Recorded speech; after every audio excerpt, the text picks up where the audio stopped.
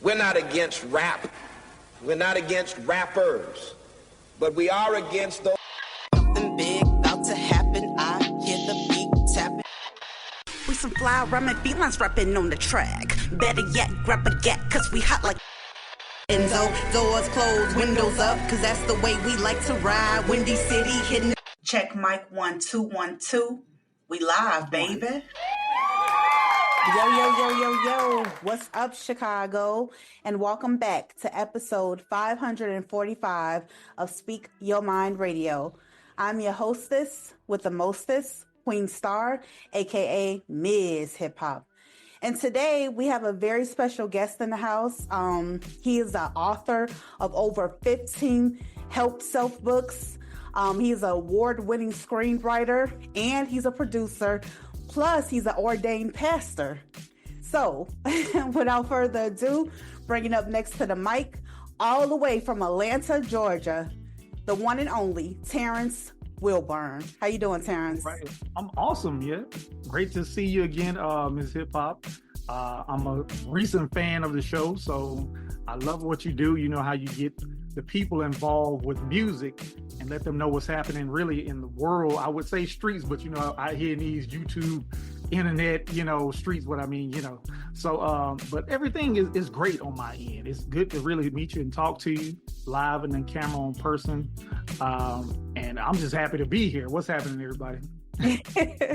Definitely. Thank you for the warm welcome. I really appreciate your energy. Thank you. Yes. Terrance, I want to ask you an icebreaker question. We do this like every episode, so it's traditional. What's your favorite part about being an author? I want to back up one moment before I say that. First of all, I just want to, thank everybody for watching. I'm a grateful person. What started me off as being an author, and if I can answer it like this, is just like a world of experience. Just starting out young, loving hip hop, loving R&B, loving music in general, and then having all these worldly life experiences that were real to me, that involved both music and my love and passion for it. And they just wanted to tell my story, help somebody with it.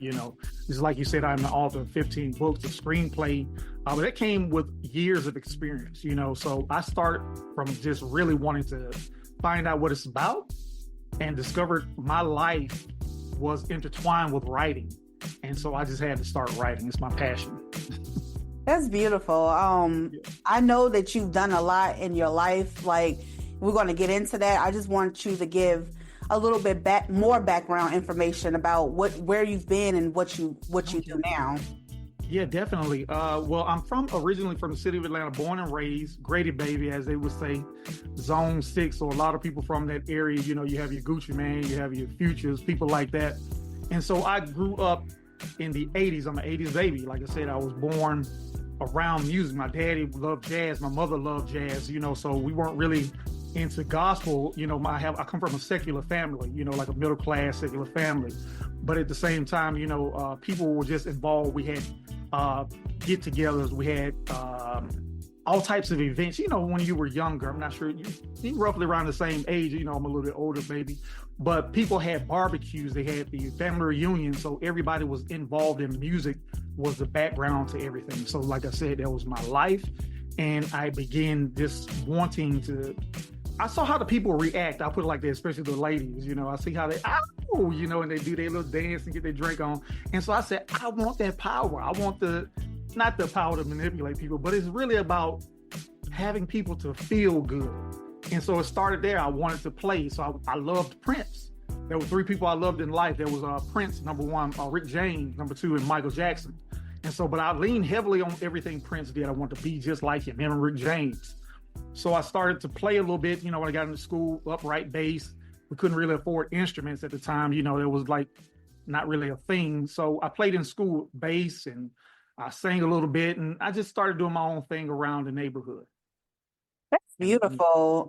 So you have a strong background in music, starting with your family. And I get it, like the get-togethers, doing an electric slide, or, making people feel happy with being around music, Right.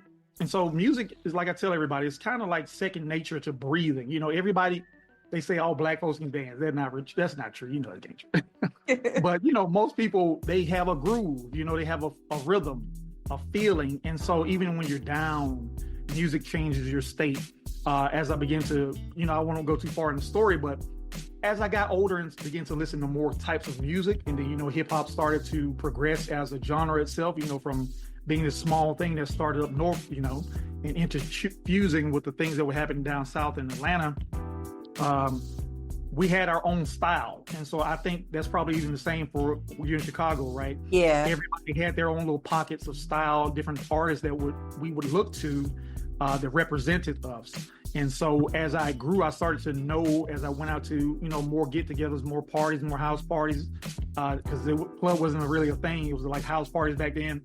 I started to notice, like I said earlier about the ladies, how they would sway and love the music, but everybody started to feel something when a certain song came on. You know, slow dance, or, you know, the get crunk, all that other stuff happened. And it's like, I think music has a power over people. I started to think and watch that. So I wanted to know more about it. And before I really got into it heavily, I started studying just what people were doing in the neighborhood, what they were doing, and of course in the videos, and then at the house parties and clubs. And I said, I think I want to do this professionally. And so I did. Oh, wow. You know, you had that foresight at a very young age. This is before They Clone Tyrone came out, you know, letting us know that the music does control you in a sense, and it does have power over your mind. Yeah, it does, definitely. You know, again, you know, this is something I observe people, you know. It's just my thing, you know, coming from where I was, you know, I'm from the hood, you know, I'm not from the project, but we were surrounded in Atlanta by projects. I'm sure every city was, you know, I'm the typical story, should I say, of a black man in the inner city. And so I'm from East Lake. And so we were, you know, surrounded by, you know, our lovely brothers and sisters, you know, in the projects. And so we had a lot of activity, you know, plus the whole era of the 80s, you know, how crack came into the neighborhoods and kind of destroyed us. And so we had to, at least I had to get a vision for my life about what I wanted, and started to watch people, watch how the dynamics of people changed from, you know, one thing to another, and just adapt myself to that, you know. And without going too far into it, you know, I want to still let you talk, you know, and not take over the whole thing. It's just that, like I said, I would notice the music and the way people act. And so I'm a great observer of people. You know, I have a spontaneity, or whatever you call that word, or just like having conversation with people. But mostly I notice a lot of people want to have a conversation with me. And that's because I'm pretty much a witness to everything. I watch people, you know, their eyes, their body language. And when I went to school and started observing how, we'll talk about it in a moment, I guess, but just a prelude to that, in college, they were talking about behavioral psychology. And so I noticed how that really shaped media, and it really has a big toll on what people think and do. And like I said, it's a big dynamic to what music is. And a lot of the great artists talked about it. Prince talked about that. Rick James talked about that. Michael talked about that. But did we hear what they were saying? You know? Right. You bring up some valid points, because you come from the era of selling mixtapes out the trunk of your car.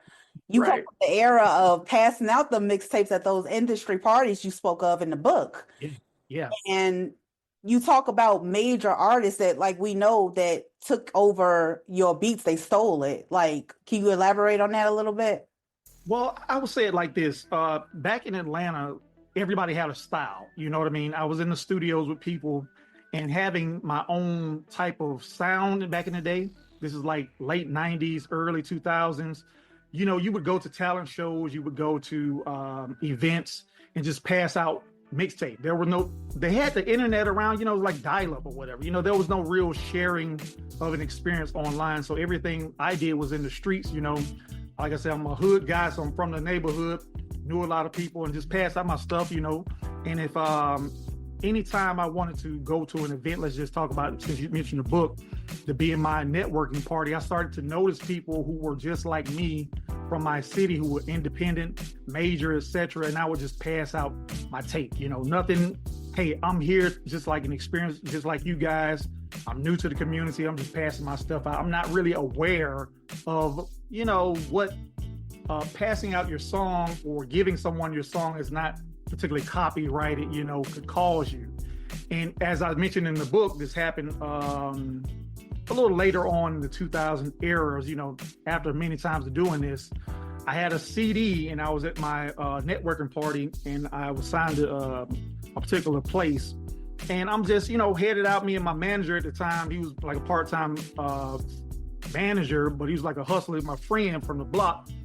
And we were leaving this particular event. And it was starting to snow in Atlanta. And I'm just like, I'm tired. It's like over in the morning, maybe 1, 2 in the morning, something like that.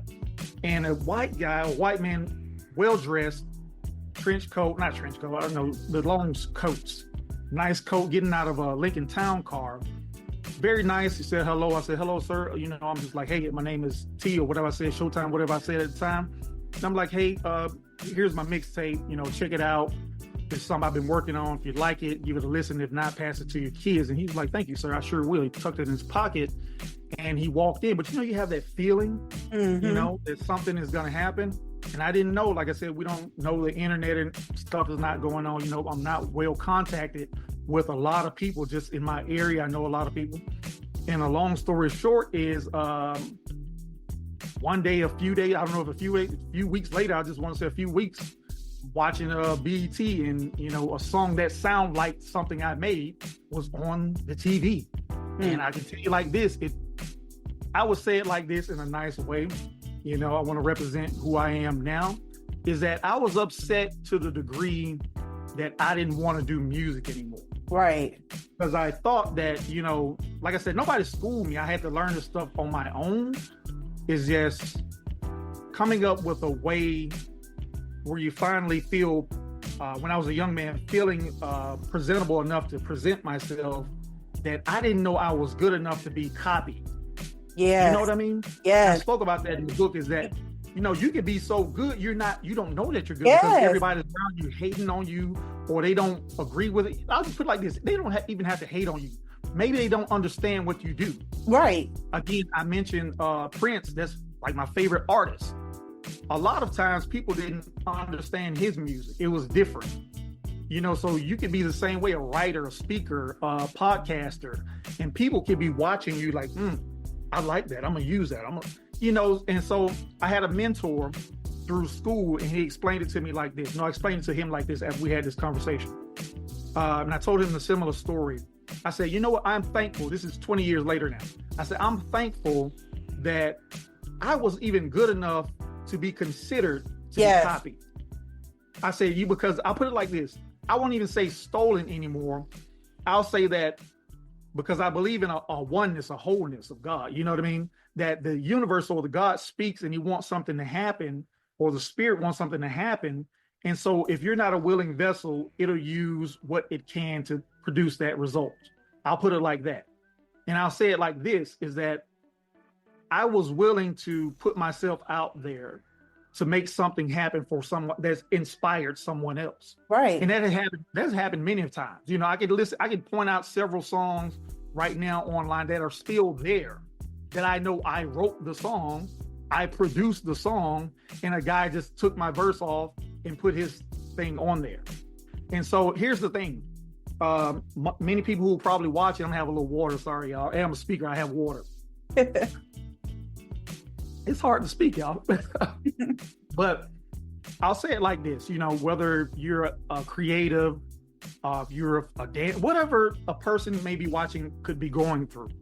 If you find yourself at any time where you feel like someone else is copying off of you or has taken something or sampled something or has done you wrong, I felt like I didn't want to make a beef at the time, because I'll tell you all the truth. At the time, I was broke. I didn't have anybody to represent me as a lawyer or attorney who would make a beef about that and fight that case. I didn't even know that I could. You know what I mean? Yeah. Because coming into the industry as an independent, I didn't have a major deal. I didn't have a bunch of major friends. I do now. But at the same time, I didn't want to make a beef about that, because I say, you know what, God is going to give something else to me, and I have to be more careful about what I do in the future. So that's what's up. Wow, that is a beautiful way of learning from your past failures and making it into a positive experience for you. Like you said, 20 years later, you can look back and say, well, wow, I'm grateful that I was even good enough to be copied in the first damn place, you know? Yeah. That's great. A lot of times people don't know that they are. You know, if you go through a phase where, I put it like this, and I tell people like this all the time in my lives. I do YouTube lives most of the time when I'm coaching on camera. You have to get to a place where you start bad. Everybody starts poor. You know, everybody, like I said, I love Prince. He didn't start out born with a guitar in his hand, you know, and the curl in his hair, you know. He had to come up with that. Just like anyone. Michael didn't come out, you know, shucking and jiving or whatever he does. Whoever, Beyonce, whoever it is. Nobody they come out with the star, of course, born in their spirit, their soul, but it has to be produced. It has to go through a phase of maturing and learning and education. And so I'm saying this to the audience who's watching today, and even you, MzHipHop, is that whatever you do, we must be willing to go through the point where we know where we're bad and just break through that, because that's part of the breakthrough science, is that when you admit to yourself, I don't know everything, then you can start to learn.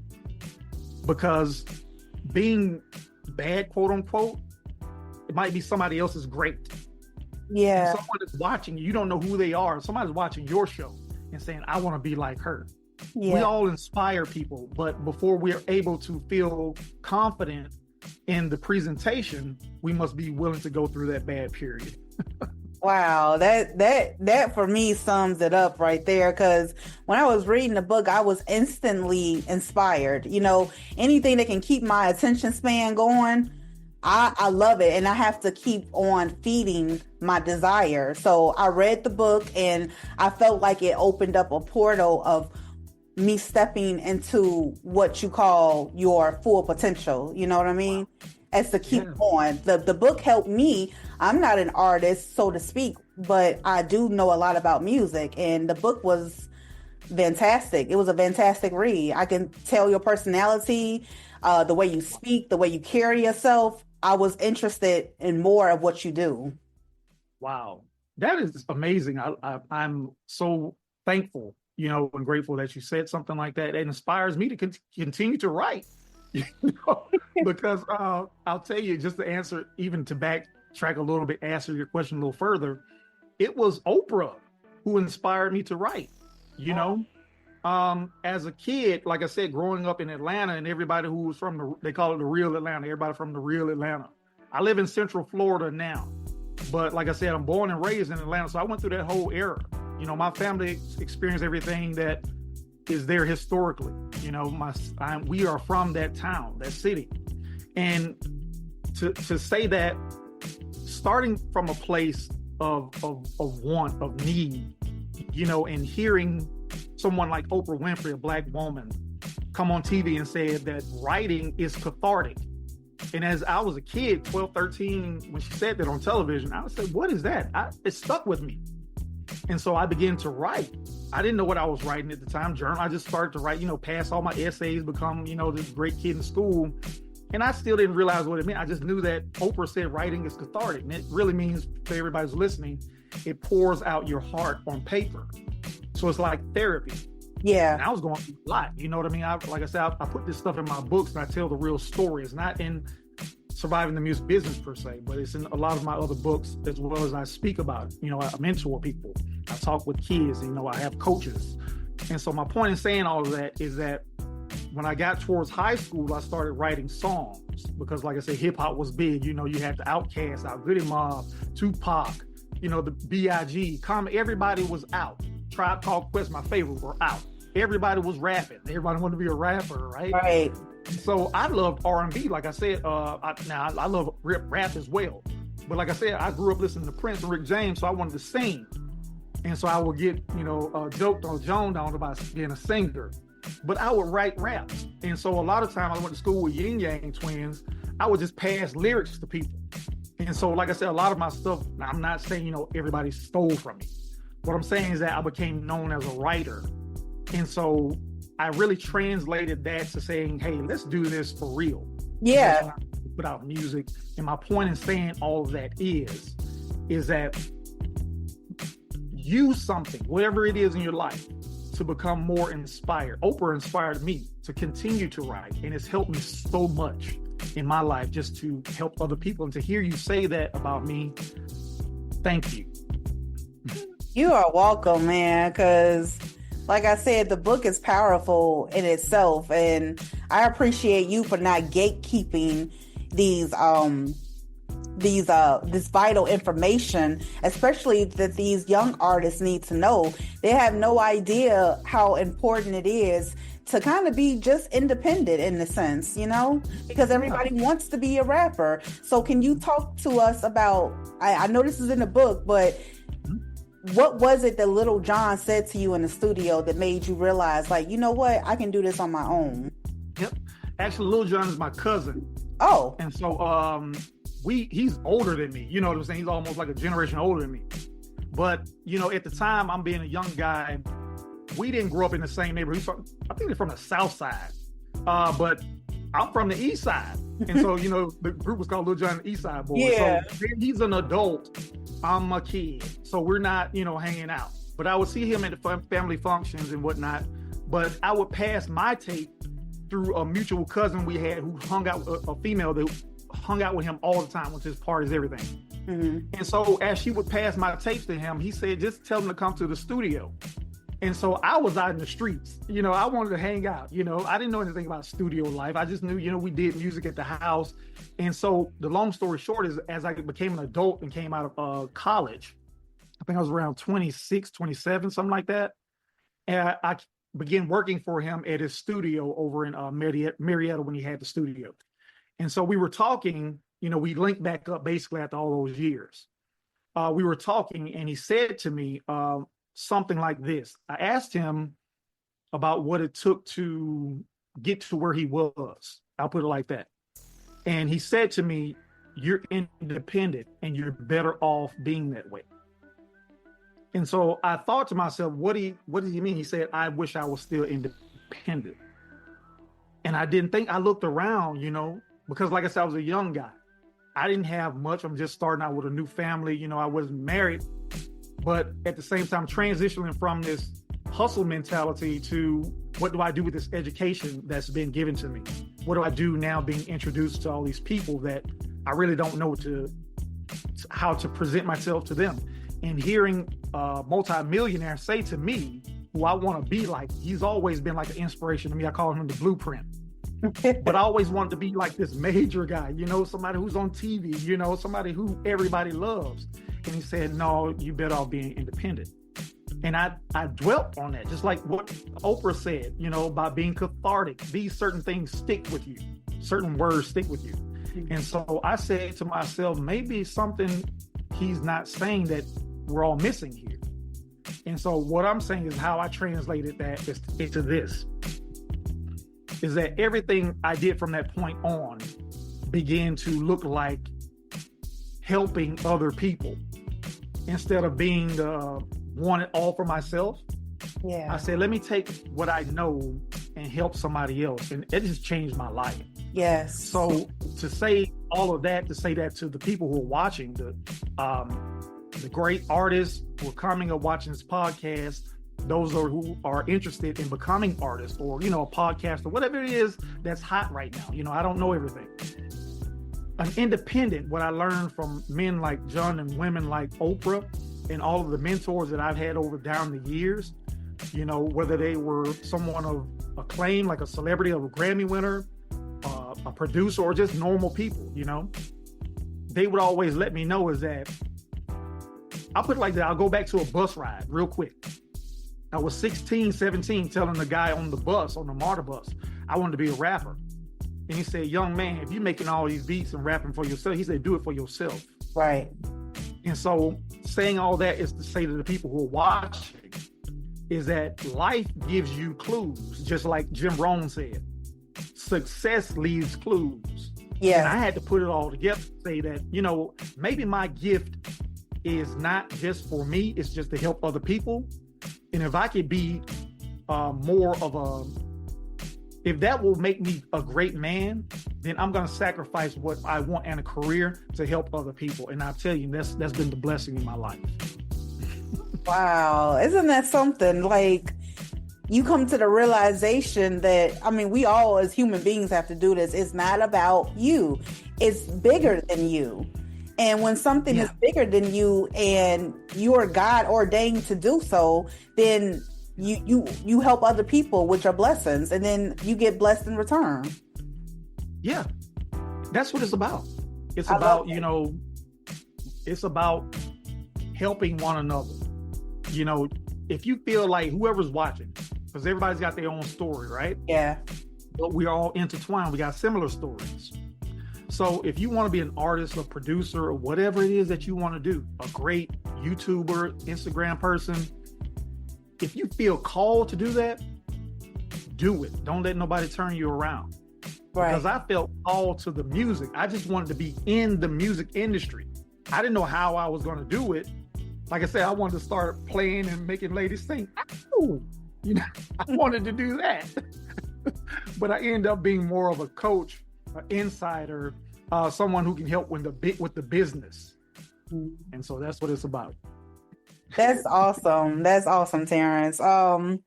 Okay, so let's discuss one of my favorite hidden gems in the book, and it's called the hook and bait technique. Can you expand on that? Because you say males don't buy music, and they're not going to buy records either. That's right.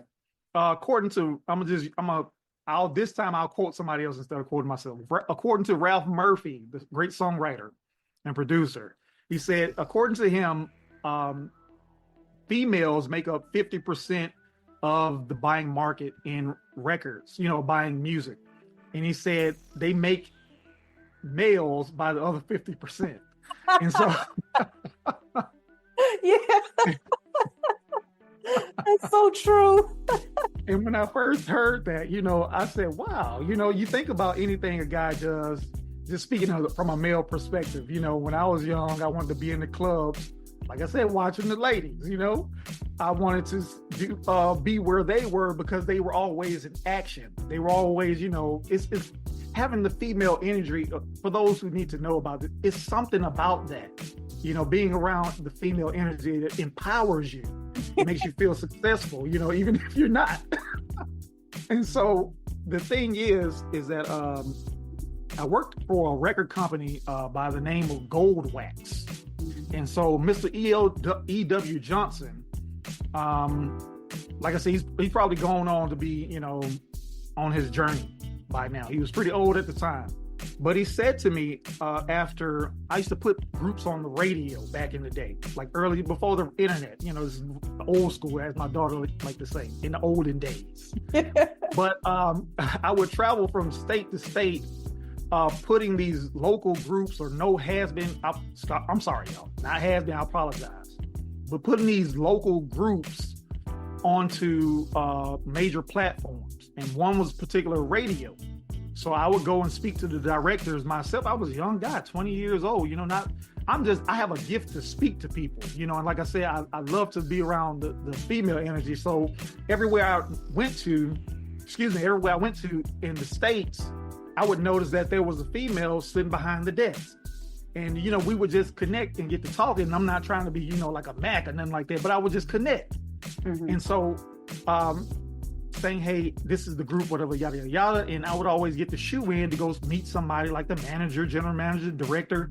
And so I began to notice the format. Long story short, is that once you begin to cater to the female audience, you get pretty much what you need. Yeah. And so, and this comes from a guy who was selling, like you said, mixtape out of the trunk.